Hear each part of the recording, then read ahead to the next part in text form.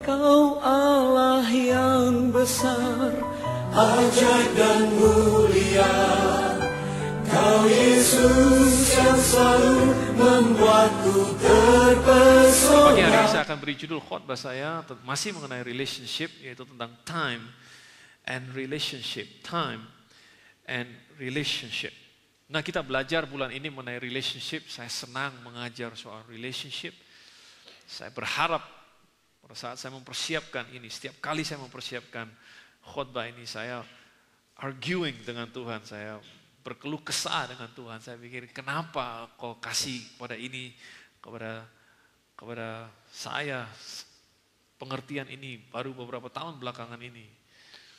Saya jadi iri sama saudara semua karena waktu saya masih muda dulu, sekarang saya masih muda juga, tapi waktu saya masih jauh lebih muda dari sekarang, saya belum dengar, saya nggak pernah dengar hal-hal seperti ini. Tapi berbahagialah saudara kalau saudara hari ini diperlengkapi oleh Tuhan sedemikian rupa, karena saya tahu bahwa hari-hari ini tidak mudah untuk menemukan the real friend, untuk menemukan teman yang sejati, yang punya pure heart, yang punya hati yang murni dan lain sebagainya. Dan tantangan zaman sekarang jauh lebih kompleks, dan itu sebabnya Tuhan tentu ingin memperlengkapi saudara supaya saudara bisa dengan hati-hati memilih siapa yang menjadi teman saudara.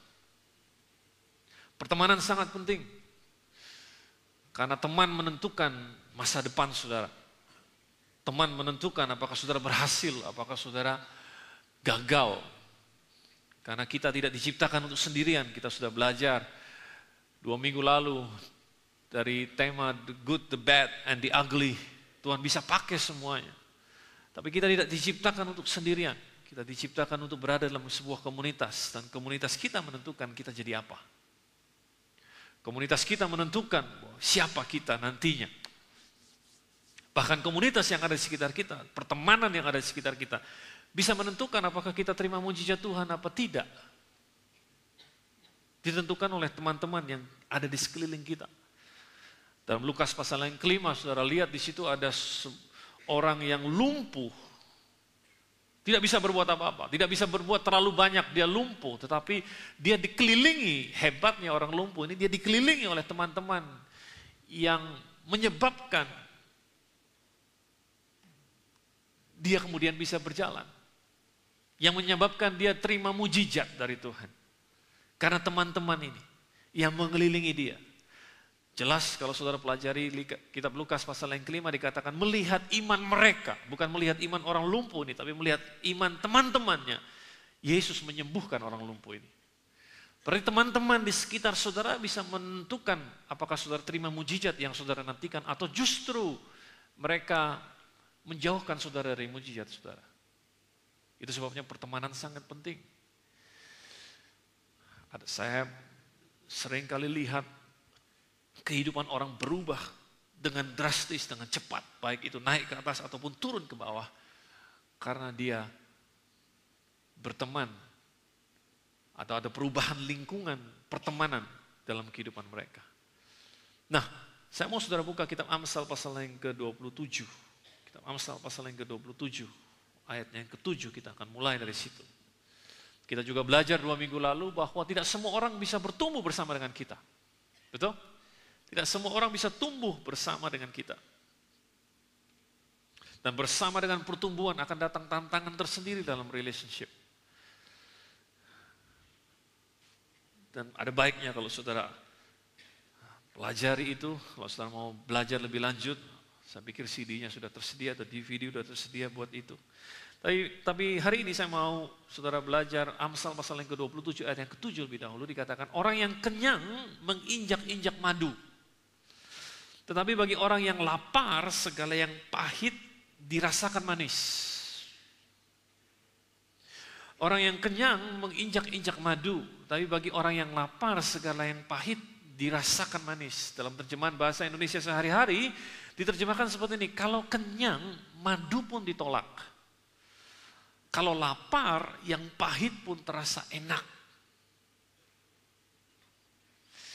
Makanya jangan tanya tentang makanan, enak apa enggak sama orang lapar.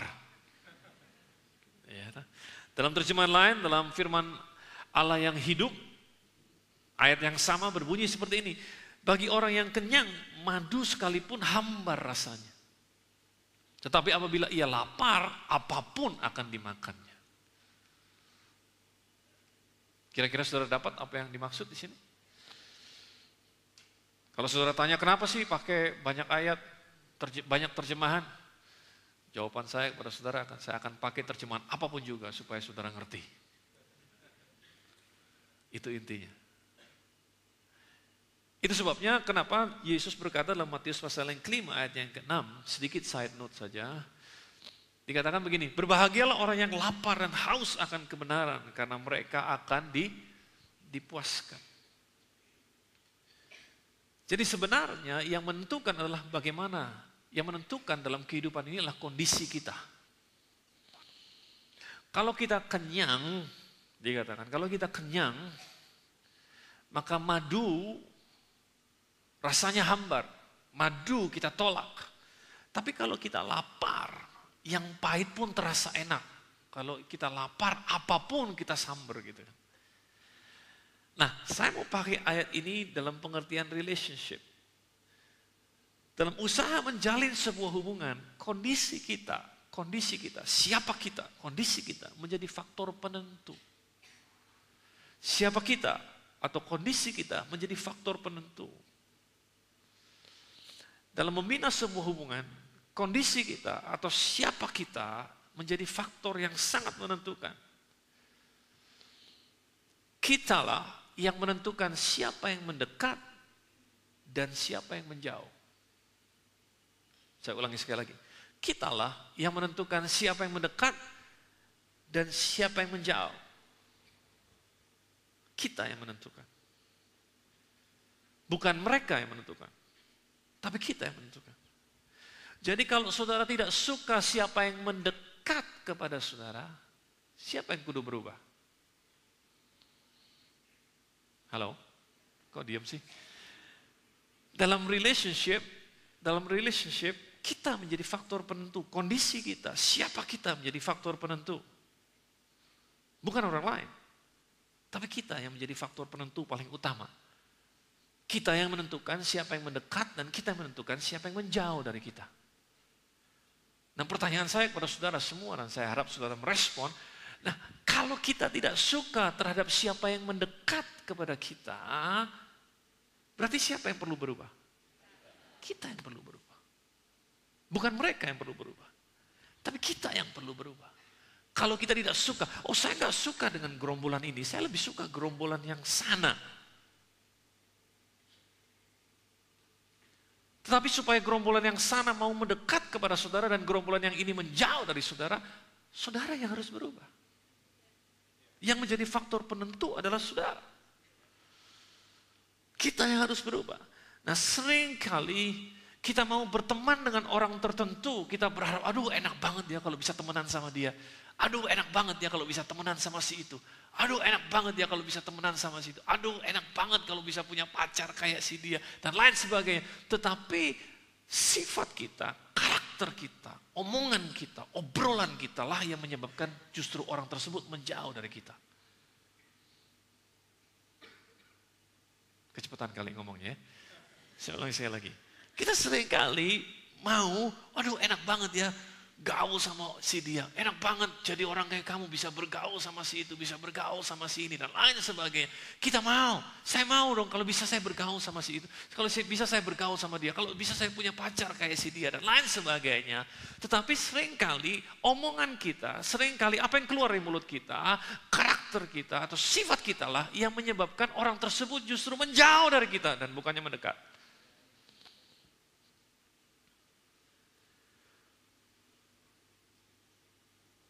Itu sebabnya kenapa kita ketemukan orang yang suka gosip ngumpulnya sama penggosip.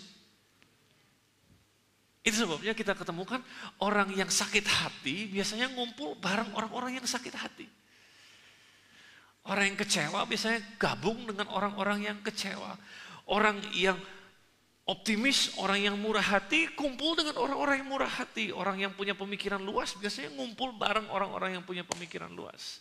Saya kasih ilustrasi kepada saudara. Katakanlah suatu hari saudara mau beli baterai. Saudara mau beli baterai dan saudara pergi ke toko baterai. Saudara bilang, "Hei, saya mau beli baterai nih." Nah, tukang baterai atau toko tersebut akan katanya sama saudara, "Saudara butuh baterai apa?" "Saya punya berbagai macam baterai. Saya punya baterai yang modelnya kayak gini. Saya punya baterai yang modelnya kayak gini. Saya punya baterai yang modelnya kayak gini. Saudara mau baterai yang mana?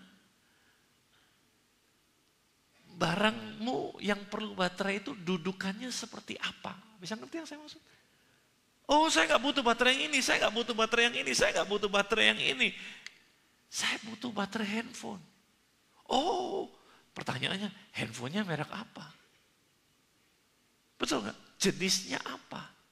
Karena itu yang menentukan baterai model apa yang pas dengan handphone tersebut. "Oh, handphone saya merek ini. Oh, kalau gitu baterainya modelnya kayak gini, Pak."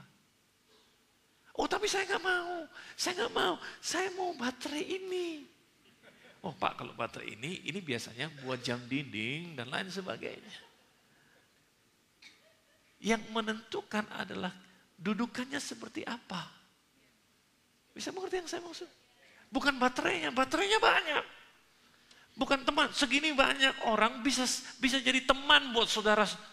Segini banyak optionnya. Tetapi siapa saudara menentukan siapa dari segini banyak yang mendekat kepada saudara.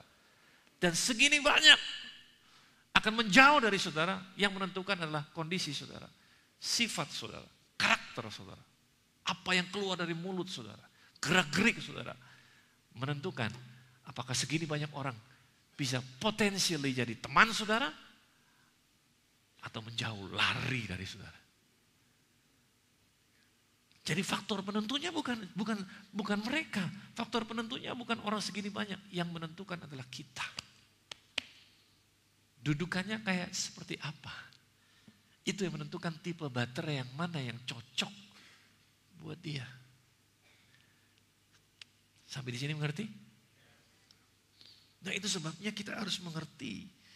Kenapa banyak orang sakit hati? Kenapa banyak orang patah hati? Kenapa banyak orang kecewa? Saya sudah katakan 2 minggu lalu, karena mereka tidak punya sistem pengaman dalam membina hubungan. Amsal pasal yang keempat ayat yang ke-23 katakan begini, "Jagalah hatimu dengan segala kewaspadaan, karena dari situlah terpancar kehidupan." Jagalah hatimu dengan segala kewaspadaan, karena dari situlah terpancar kehidupan. Kalau ayat ini boleh saya terjemahkan pakai versi saya sendiri, pasang sistem pengaman di hatimu. Karena dari situlah terpancar kehidupan saudara. Nah, kalau saudara nggak punya sistem pengaman dalam hati saudara, maka apa yang terjadi? Maka hatimu sering kebobolan. Sering ada pencuri masuk dan curi apa yang menjadi milik saudara.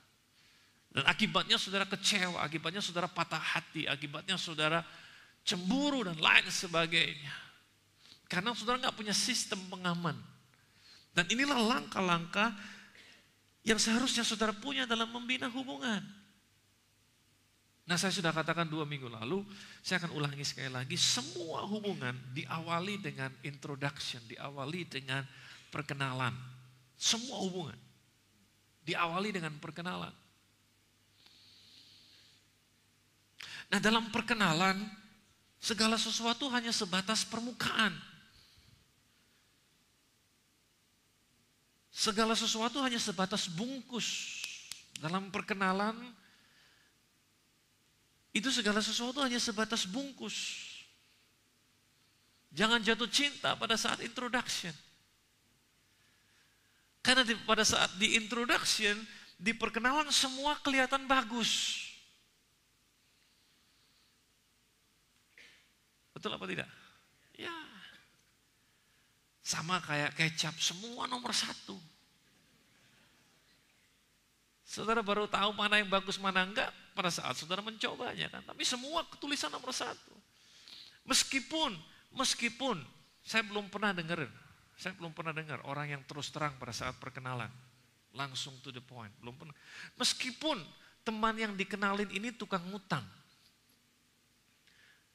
Tapi pada saat memperkenalkan orang nggak bilang gini, nih gue kenalin sama teman gue nih, dia tukang ngutang. Gak pernah saya ketemu gitu, apalagi orang memperkenalkan, kalau mamanya dia,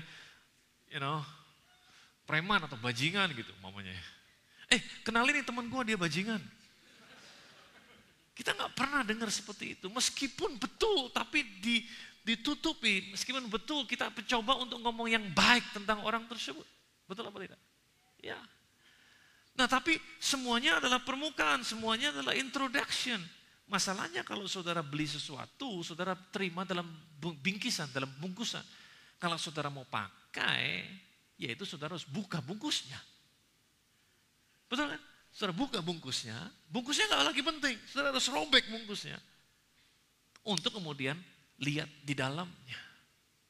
Berapa sering yang belum menikah, yang kepepet, terus mau dikenalin sama orang. Waduh dia cakep banget. Aduh cantik banget, aduh gini. Waduh saudara udah seneng duluan, ayo let's meet up. Mari kita ketemu langsung, waduh udah happy duluan. Pokoknya aduh ganteng pisan, dia baunya wangi pisan, dan lain sebagainya. Saudara sudah excited lebih dahulu.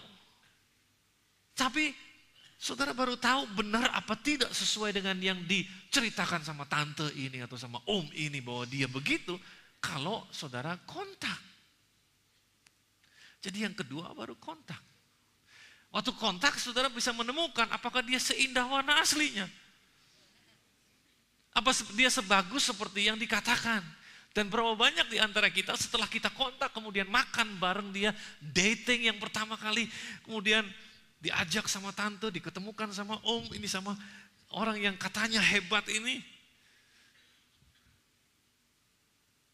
Waktu kita mulai kontak, omongannya, sifatnya, karakternya membuat kita mental jauh-jauh.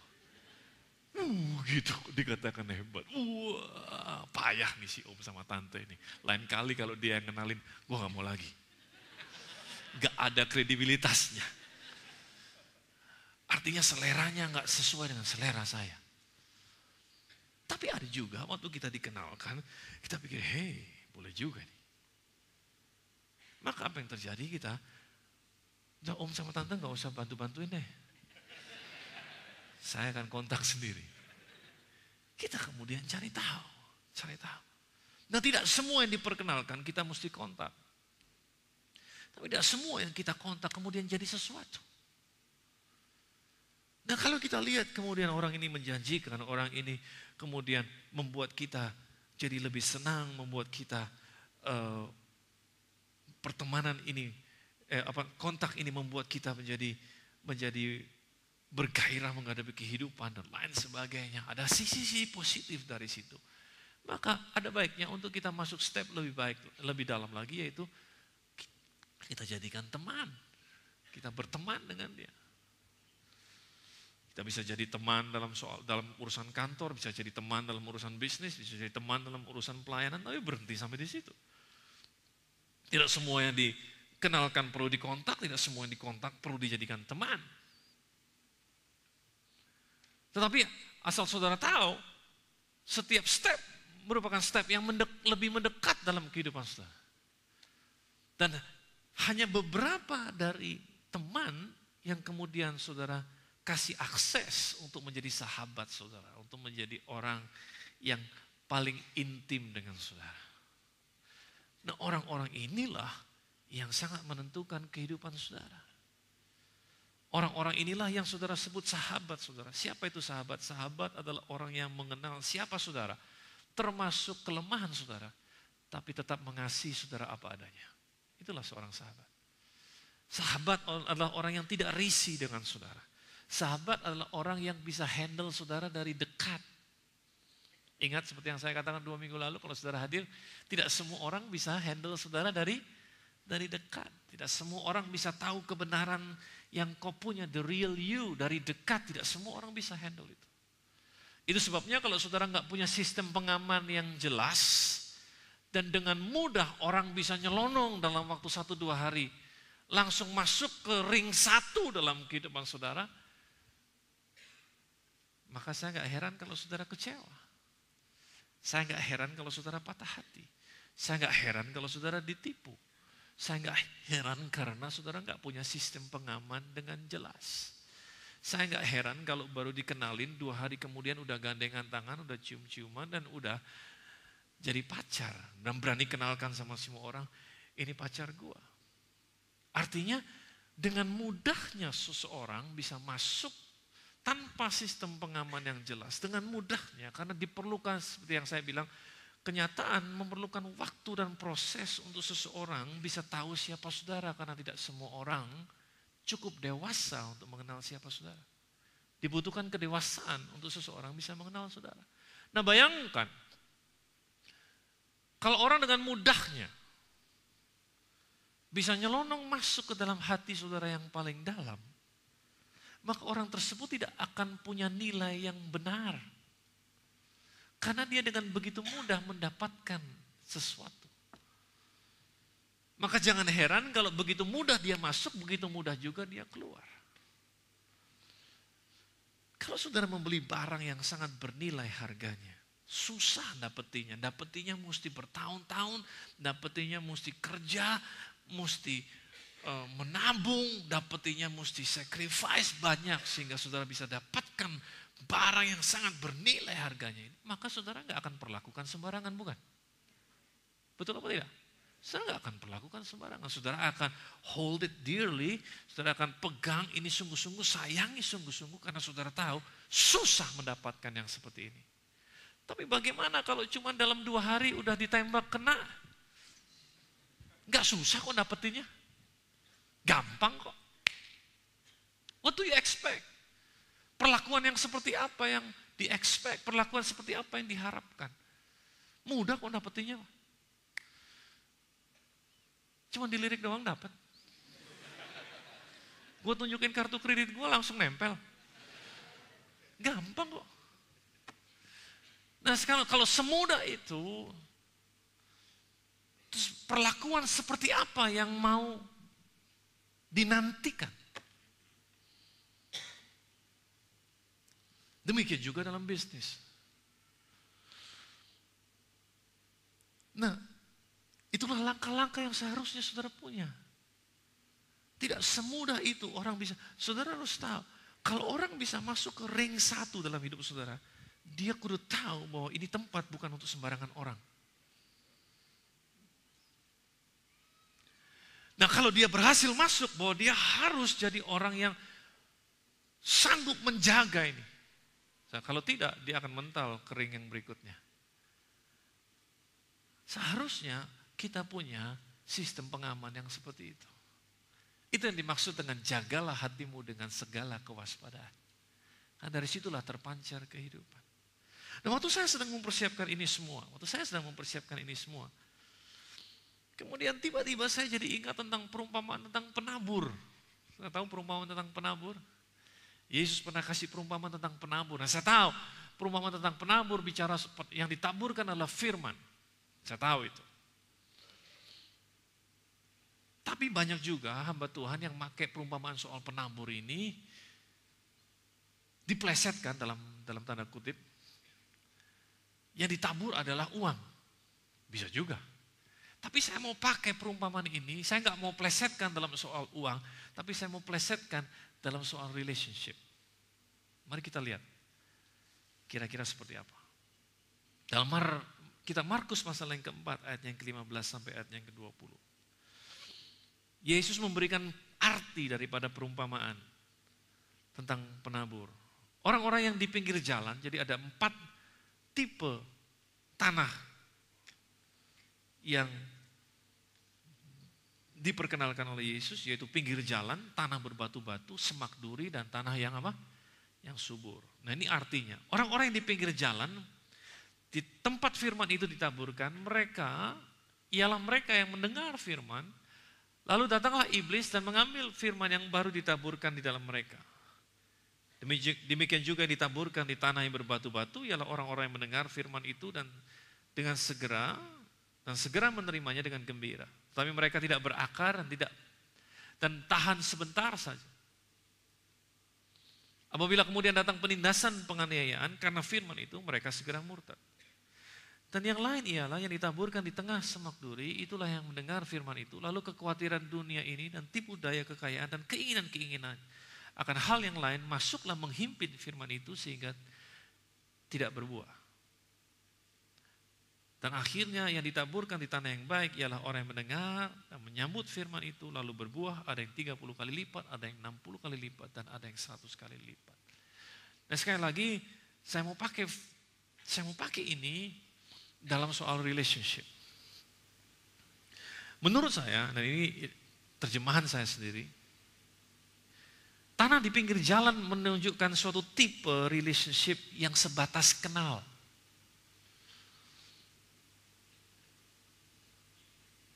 Nah, sama sekali berhenti sampai di situ, sebatas kenal. Kamu kenalinnya? Kenal, saya pernah dikenalin.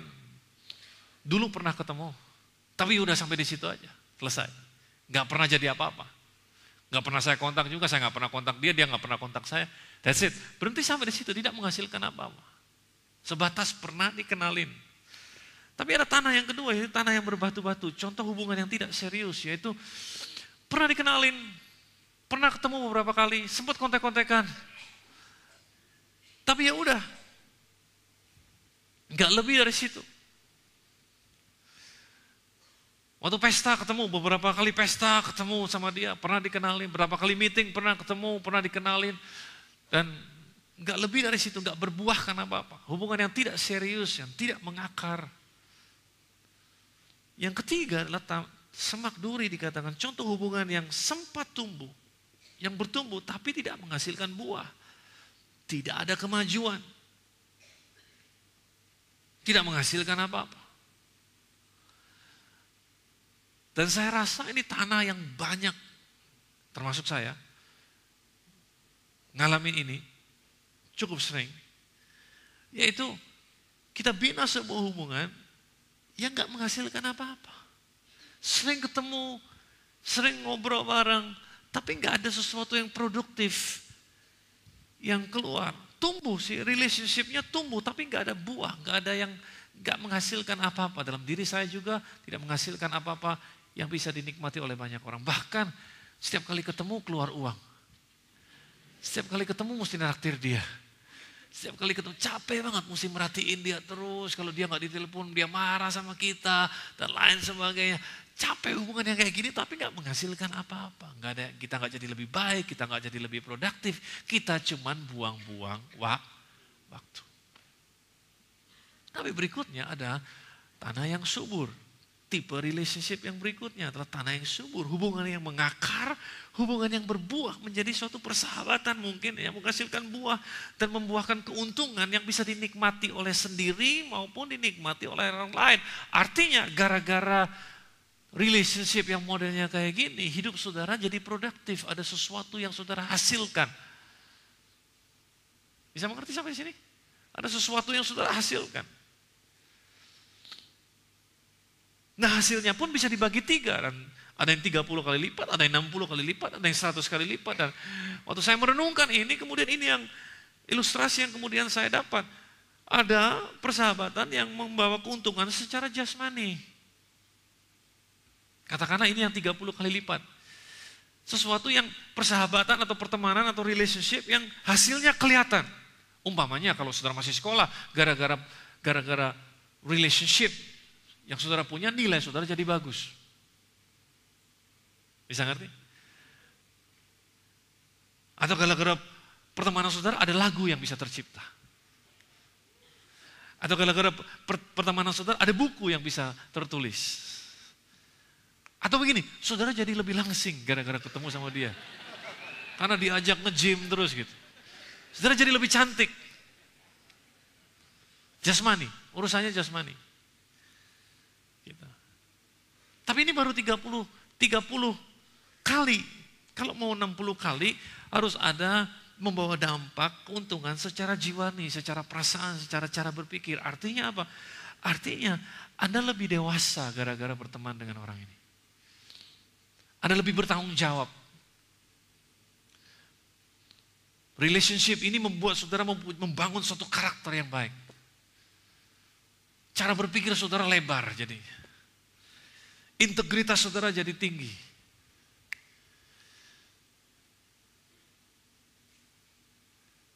Saudara nggak jadi orang yang cengeng, yang gampang terbawa perasaannya, tapi saudara lebih mantap, lebih dewasa dalam menyikapi segala sesuatu. Berarti saudara berbuah. Persahabatan ini menunjukkan buah bukan cuma sekedar secara jasmani, tapi juga secara jiwani.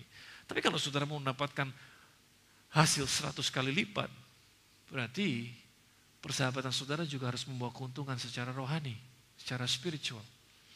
Artinya relationship yang saudara bina ini bukan cuma sekedar menjadikan Anda lebih cantik, bukan cuma sekedar membuat Anda punya nilai jadi tinggi kalau saudara sekolah, bukan cuma sekedar saudara jadi lebih produktif, saudara jadi lebih beruntung, dapat keuntungan bisnis yang lebih, cara berpikir saudara jadi lebih naik, saudara punya karakter yang bagus, punya integritas yang tinggi, tetapi lebih daripada itu, saudara jadi rajin ke gereja, saudara jadi kenal firman Tuhan, saudara jadi terlibat dalam pelayanan, saudara jadi hidup bukan buat diri saudara sendiri, bisa mengasihi orang lain, dan lain sebagainya. Nah kalau saudara ketemu atau membina hubungan yang seperti ini, pasti hidupmu gak akan pernah sama lagi. Secara jasmani engkau punya keuntungan, secara jiwani pikiranmu terbuka, karaktermu jauh jadi lebih baik, dan secara rohani saudara jadi orang yang teruji, menyenangkan hati Tuhan. Saudara adalah orang yang mengerti firman Tuhan, atau orang yang rajin pergi ke gereja, bahkan terlibat dalam pelayanan. Itu kalau saudara mau berbuah 100 kali lipat. Kira-kira bisa masuk di akal? Nah, di tangan saudara, di setiap tempat kursi tadi, dikasih ini sebagai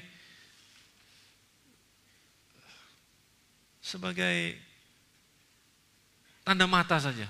Saudara boleh bawa pulang, saudara boleh juga tinggal. Tapi saya berharap saudara mau jujur dengan diri saudara sendiri. Mari saudara lihat yang ini, yang ada tulisan perkenalan, kontak, teman, sahabat. Saudara bisa jadikan ini sebagai tolak ukur kehidupan saudara. Tetapi yang di baliknya ada tanah pinggir jalan, ada tanah berbatu, ada semak duri, ada tanah yang baik. Saya mau saudara lihat itu. Saya mau saudara lihat itu. Saya mau saudara lihat seperti ini, yang ada di screen ini. Nah, perumpamaan tentang penabur, yang ditaburkan adalah firman. Karena perumpamaan ini sudah saya plesetkan untuk relationship. Maka benih yang ditabur bukan perkataan, bukan firman. Benih yang ditabur adalah waktu. Waktu. Setiap orang di antara saudara punya benih di tangan namanya waktu. Semua orang punya benih yang sama. Setiap hari, 1 kali 24 jam. Saudara punya benih yang sama. Namanya apa? Waktu. Nah, mari jujur dengan dirimu sendiri. Selama ini benihmu, waktu yang saudara punya, setiap hari saudara sibuk buang di mana?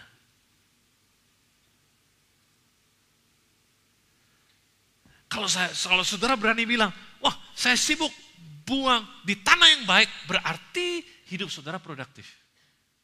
Berarti ada hasil yang sudah kelihatan, baik secara jasmani, secara jiwani, atau secara spiritual. Ini tidak benar dan tidak salah. Cuman ini akan menolong saudara untuk mengerti kenapa engkau hidup seperti hari ini. Bisa mengerti yang saya maksud? Kenapa engkau sibuk? Kalau engkau cuma sibuk tabur waktumu di relationship model semak duri, yang gak menghasilkan apa-apa, no wonder engkau hidupnya seperti sekarang ini gitu. Bisa ngerti yang saya maksud?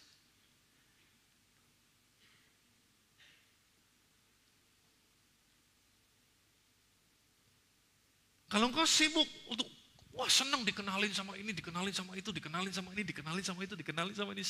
Kau senang cuma dikenalin sama orang-orang terkenal, kau ngumpulin kartu nama mereka. Sehingga kamu bilang, wih gue dikenalin sama sini, gue dikenalin. Jadi engkau sibuk tabur waktumu di situ, tapi gak ada yang berubah dalam hidupmu. Gak ada sesuatu yang signifikan dalam hidup saudara. Ada orang-orang yang seperti itu, senang dikenalin sama orang-orang tertentu. Dan nguber orang-orang tertentu. Ya gak apa-apa, gak jadi soal. Cuman masalahnya gak ada sesuatu yang produktif buat diri saudara sendiri. Jadi ini cuma refleksi aja, nggak ada benar, nggak ada salah. Ini cuma membantu saudara reflect. Kalau saudara mau, nanti santai di rumah, bahwa ini lihat-lihat. Kira-kira saya taburkan waktu saya paling banyak di mana ya?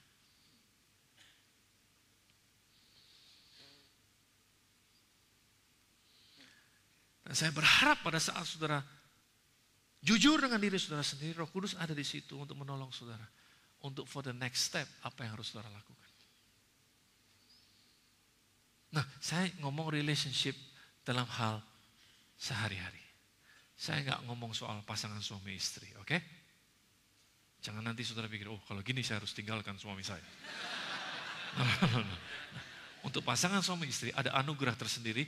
Itu sebabnya ikut Healthy Home Seminar, nanti kita akan mudah-mudahan dibahas di situ. But this is talking about common relationship, yang umum saja. Bisa mengerti yang saya maksud? Dan kalau saudara mau jujur, saudara bisa coba pakai pensil, saudara taruh. Kira-kira siapa yang menjadi sahabat-sahabat saudara? Dan kalau betul dia sahabat-sahabat saudara, betulkah waktu yang saudara tabur bersama dengan orang-orang tersebut menghasilkan 30, 60, atau 100 kali?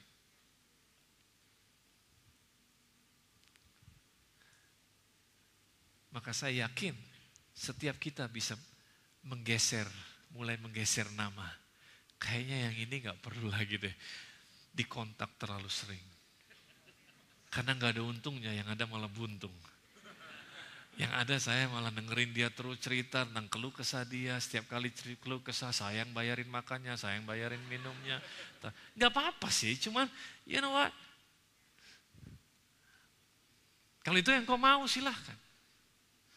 Tapi kita berusaha jujur dengan diri kita sendiri. Saya minta teman-teman musik untuk maju ke depan. Dan saya mau tutup dengan ini.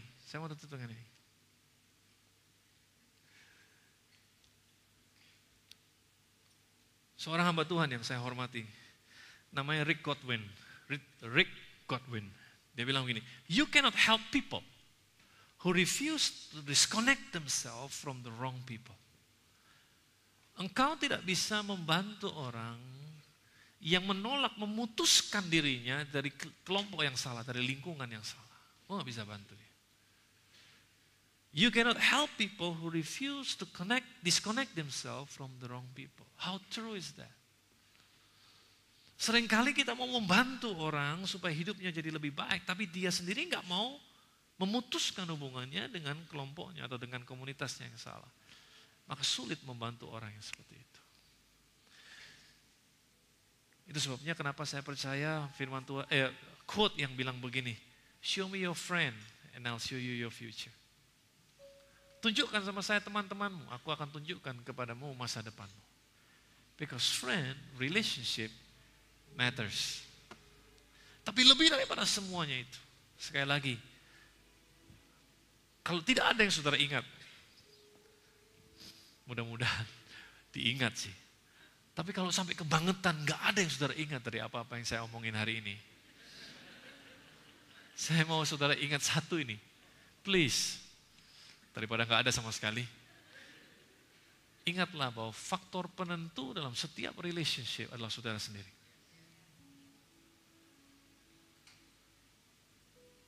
Saudaralah yang menentukan tipe friend yang seperti apa yang cocok buat saudara.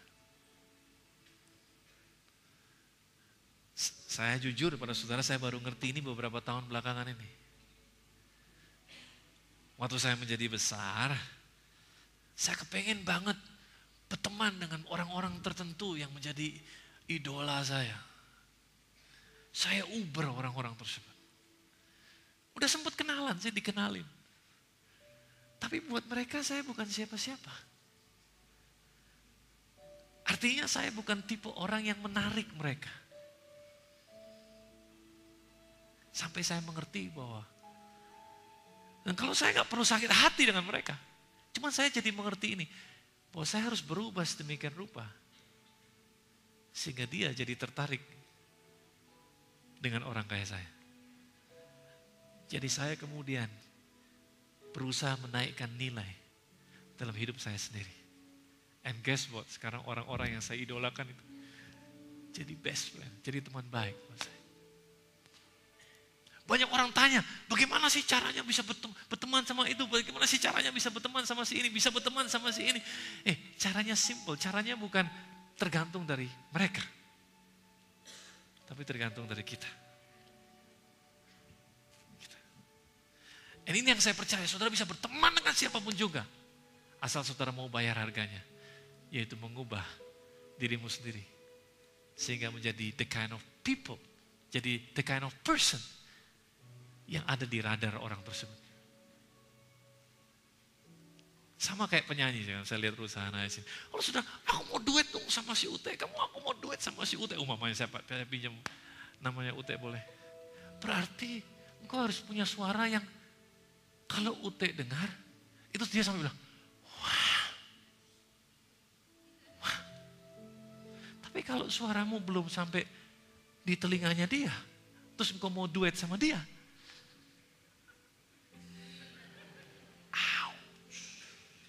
terus kok gak bisa bilang sombong banget nih, gue mau duet sama dia, dia gak mau.